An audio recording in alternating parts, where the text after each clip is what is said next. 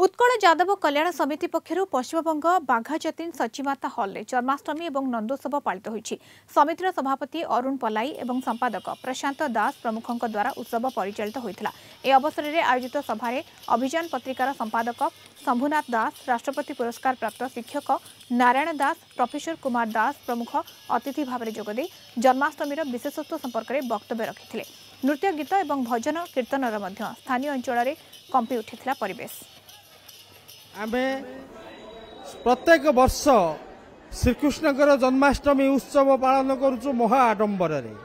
आमर सौभाग्य आमर अस्मिता जन्माष्टमी समग्र भारत वर्ष रे एवं श्रीकृष्ण जन्माष्टमी पालन करबा मध्य आमर सौभाग्य आमर गर्व गौरव एवं आमर अस्मिता। जो भारत वर्ष रे श्रीकृष्ण जन्मग्रहण करथिले, जन्मग्रहणर उद्देश्य जे कि पाप अन्याय अत्याचार को प्रतिहत करी सत्य शांति दया क्षमा और अहिंसार समाज गठन करने सही दृष्टिकोण विचार कले आमे जन्माष्टमी उत्सव पालन करने अर्थ आमे चाहूँ सत्य शांति दया क्षमा अहिंसार समाज आमे चाहूँ। बंग भाईचारा आमर जो ओडिया भाई माने एठे रहिचंती आमर बहुत दिन जो आशा थिला ओडिया भाई माने को एकजुट करी आम गोपाल समाज जे रकम आगु को बढ़िबो।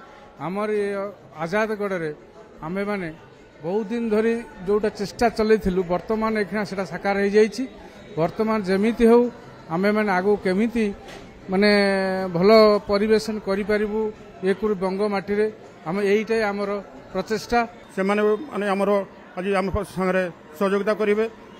आमे समस्त आज जाति धर्म वर्ण निर्विशेष रे समस्त आज आम आह्वान करूँ समस्त आसतु आम सागर हाथ मिले कांधर कांध हाथ हाथ मिले आम सागर सामिल हूँ।